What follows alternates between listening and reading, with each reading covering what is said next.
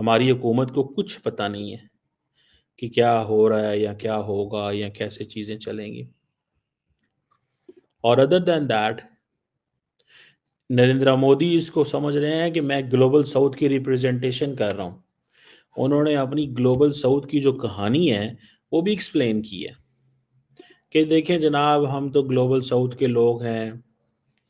हम तो global south के लोग हैं। भारत के वजीर आज़म नरेंद्र मोदी जो हैं वो इस वक्त फ्रांस के अंदर बड़े पैमाने पे एआई इन्वेस्टमेंट्स की बातें हो रही हैं। और सबसे इंटरेस्टिंग बात यह है कि यूरोपियन यूनियन जो है वो कह रही है कि हम 200 बिलियन यूरो लगाएंगे एआई के अंदर, और India is going to be their partner. Modi साहब को जो प्रेसिडेंट मैक्रोन है उन्होंने कैसे वेलकम किया। मोदी साहब को वेलकम करने के लिए प्रेसिडेंट मैक्रोन जब वहां पर पहुंचे और उन्होंने मोदी साहब से मिले, तो बल्कि जब मोदी साहब पहुंचे हैं पेरिस के अंदर, तो प्रेसिडेंट मैक्रोन ने सोशल मीडिया पर अपने लिखा, ट्वीट किया कि welcome to Paris my friend Narendra Modi, my friend Modi, welcome to Paris. अब आप ये देखें कि ये नहीं लिख रहे कि जी मैं भारतीय वजीर आजम इंडिया के प्राइम मिनिस्टर मोदी साहब पहुंचे हैं और कनाडा के जस्टिन ट्रूडो साहब पहुंचे हैं और वहां से देखें जो उन्होंने जिस तरीके से वेलकम किया है मोदी साहब को, कि ये लिखना my friend welcome to Paris, वो लगता है ना कि दो बडीज हैं। और ऐसा ही है। इसकी वजह यह कि आपको याद होगा कि फ्रांस के प्रेसिडेंट तो वहां पर रिपब्लिक डे में एक साल पहले रोड शो में उन्होंने हिस्सा लिया था, कैसे बाहों में बाहें डालकर दोनों जो प्राइम मिनिस्टर थे उन्होंने रोड शो किया और इस तरह हाथ हिलाते हुए नजर आते हैं। अभी भी ऐसा ही हुआ है।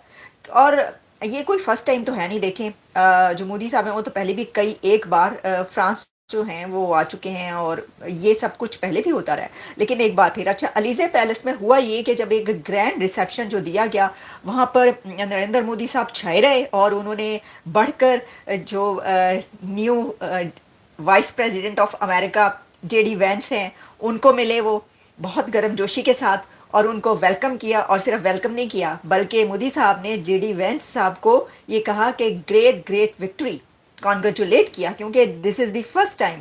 अब ट्रंप ने लड़ाई शुरू की पहले। 450 बिलियन से ज्यादा जो सामान चाइना से आता था अमेरिका के अंदर, उसके ऊपर टैरिफ लगा दिए।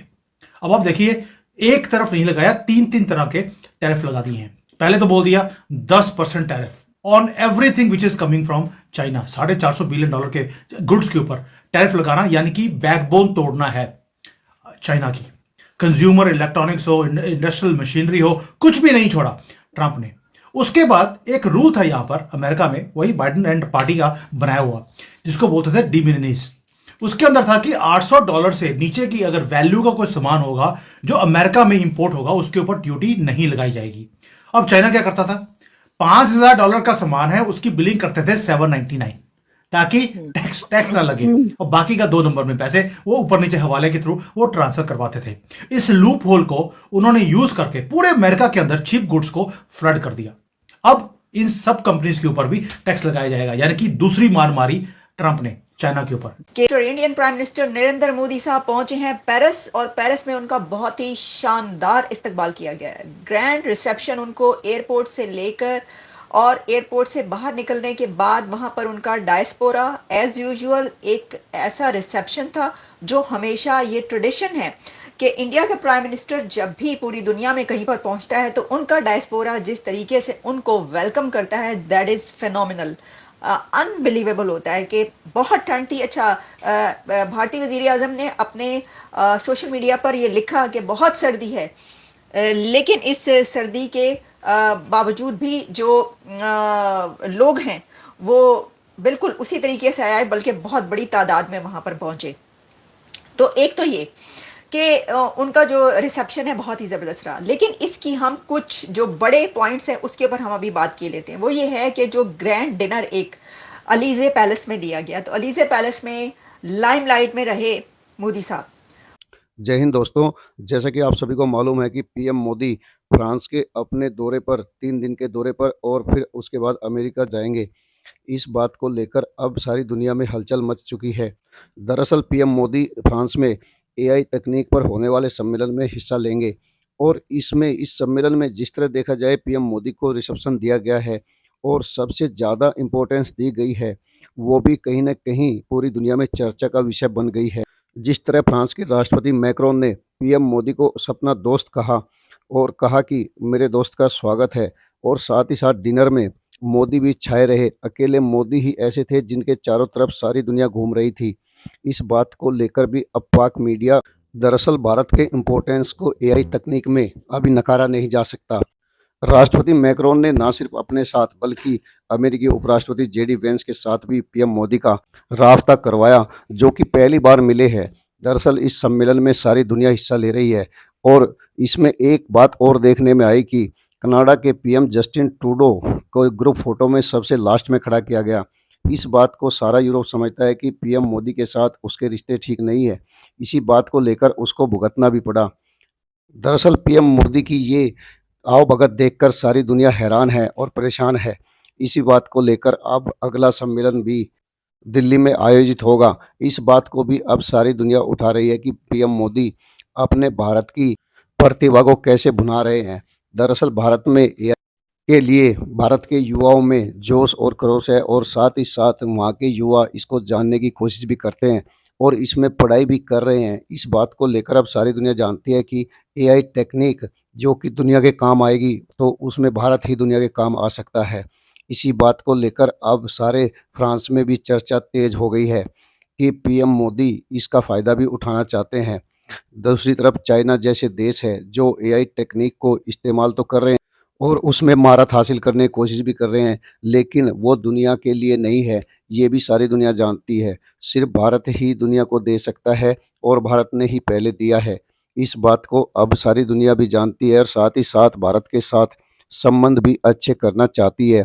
दरअसल ग्लोबल विश्व में आज भारत चहेता बन चुका है। इसका कारण है भारत के युवाओं की कड़ी मेहनत। उन्होंने एआई तकनीक से लेकर अन्य क्षेत्रों में भी ज़बरदस्त मेहनत की है। इसी बात को पीएम मोदी भी भुना रहे हैं और वो भी चाहते हैं कि हमारे भारत का डंका सारी दुनिया में बजे और 1947 तक भारत विकसित राष्ट्र बने और साथ ही साथ भारत सारी दुनिया को राह दिखाए, जो कि भारत पहले भी राह दिखाता रहा है। इसी बात को लेकर अब सारी दुनिया भारत के पीछे पड़ गई है और उसके चारों तरफ घूम रही है। अब भारत में होने वाले इस सम्मेलन में सारी दुनिया हिस्सा लेगी। इसी बात को लेकर पाकिस्तानी मीडिया को दर्द हो गया है और पाकिस्तानी मीडिया कह रहा है कि पाकिस्तान न 13 में रहा न 3 में। दरअसल पाक चाइना के ऊपर इतना डिपेंड है कि छोटी मोटी टेक्निक मांगता है तो वही चाइना देता है और चाइना इससे फालतू नहीं देता। और जबकि पीएम मोदी ने अपने हाथ सारे दुनिया में फैलाए हैं और सारी दुनिया को अपना बनाने की कोशिश की है। सिर्फ चाइना ही और पाकिस्तान ही है जो भारत से नफरत के दौर पर अलग रह रहे हैं और साथ ही भारत के खिलाफ भी काम करते हैं। इसी बात को लेकर अब सारा विश्व एक हो रहा है। पीएम मोदी के स्वागत को देखकर राष्ट्रपति मैक्रोन ने जैसा स्वागत किया उसको सारी दुनिया हैरान है और उन्होंने उसे अपना दोस्त ही कहा। दरअसल इन दोनों की दोस्ती तो सारी दुनिया को मालूम है और पहले से भी दोनों एक दूसरे का इसी तरह सम्मान करते रहे हैं। आपने देखा होगा राफेल मिले भारत को तो कैसे आए, वो सरकार टू सरकार बातचीत के बाद आए।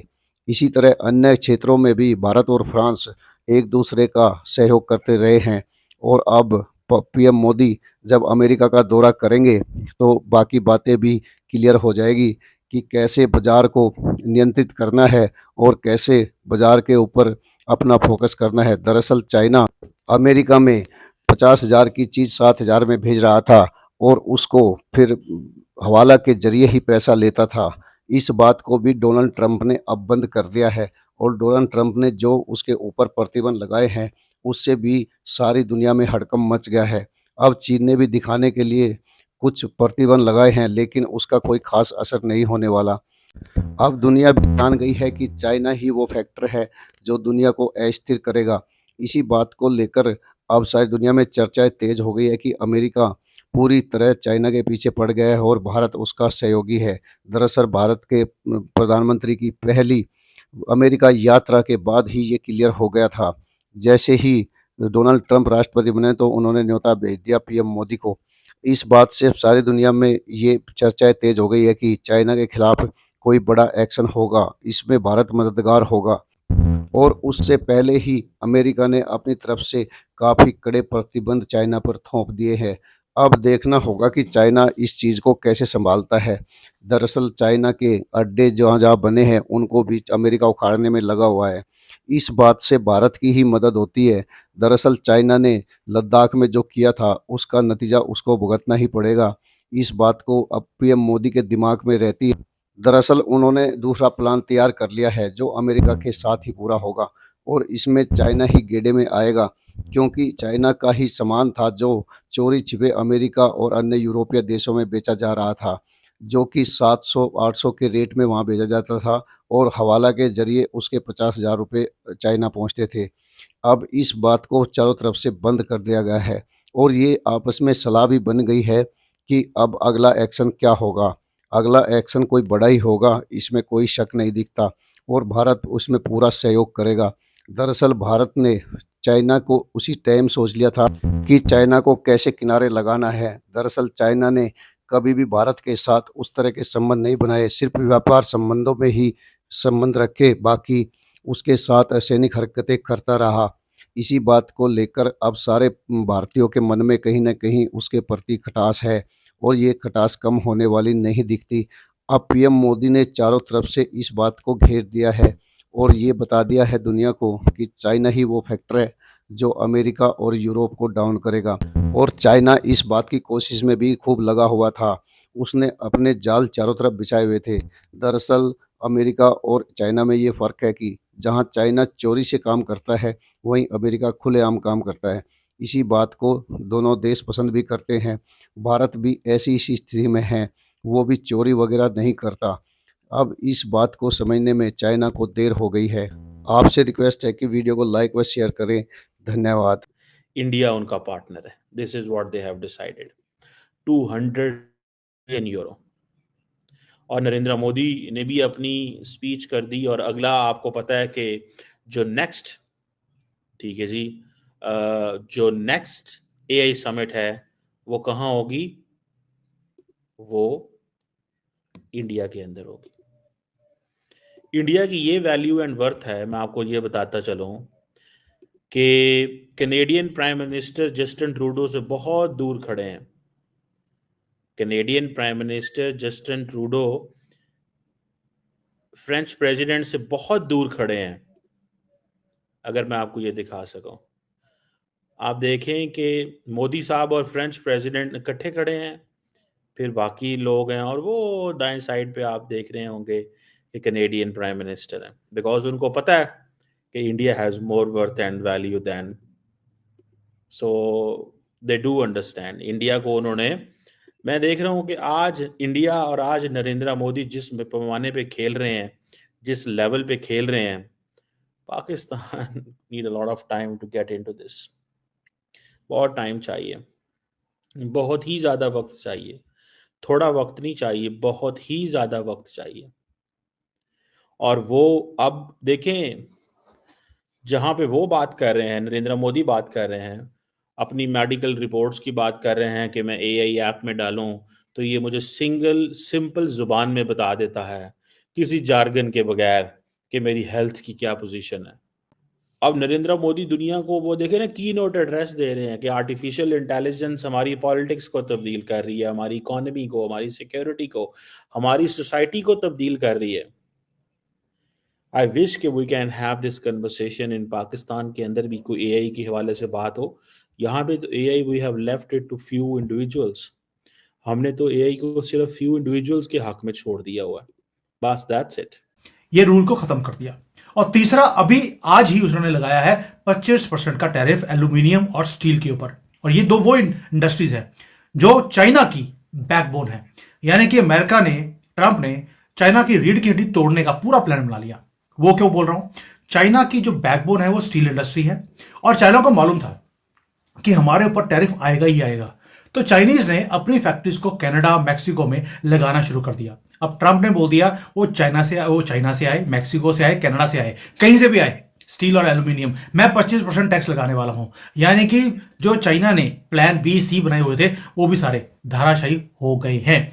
यानी कि अब ये लड़ाई फुल फ्लैश है। वो क्यों बोल रहा हूं? क्योंकि अगर ट्रंप ने कुछ किया है और चाइना बोले यार तुसी जो करता मनु माफ कर दो, वो चाइना वाले नहीं कर सकते। ट्रंप ने $450 बिलियन के ऊपर टैक्स लगाया है, चाइना ने $15 बिलियन के ऊपर टैक्स लगा दिया कि जो क्रूड ऑयल है, कोल है, एग्रीकल्चर मशीनरी है, इवन की जो एग्रीकल्चर प्रोडक्ट्स जो चाइना से अमेरिका से चाइना आते हैं उनके ऊपर टैक्स लगा दिया। अब इससे होगा क्या? इससे होगा ये कि जो ट्रंप के जो वोटर बेस है, वो ऑयल प्रोड्यूस करने वाले हैं, वो मशीनरी बनाने वाले हैं, वो इवन की जो एग्रीकल्चर प्रोडक्ट्स प्रोड्यूस करने वाले हैं सोयाबीन जैसे, वो सारे के सारे हिट होंगे और वो जाकर ट्रंप को हिट करने वाले हैं। यानी कि उसके जो लॉयल सपोर्टर्स हैं उन्हें हिट किया है।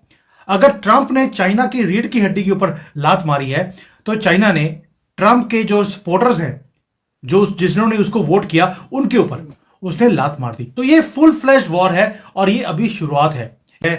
ये सिर्फ डोमिनेंस की लड़ाई है, ये इकोनॉमिक वॉरफेयर नहीं है, कुछ नहीं है। ये सिर्फ देखने वाला चीज है कि सबसे पहले हु विल ब्लिंक फर्स्ट, जैसे होता है ना इकोनॉमिक्स में, who will bend down first, वो वाला हाल है। और डोनाल्ड ट्रंप ने तो आते ही बता दिया कि मैं कभी भी अमेरिका को सेकंड ग्रेड नहीं रखूंगा। चाइना ने हमें बहुत बेवकूफ बनाया अमेरिकन को, अब ये टिट फॉर टैट होगा।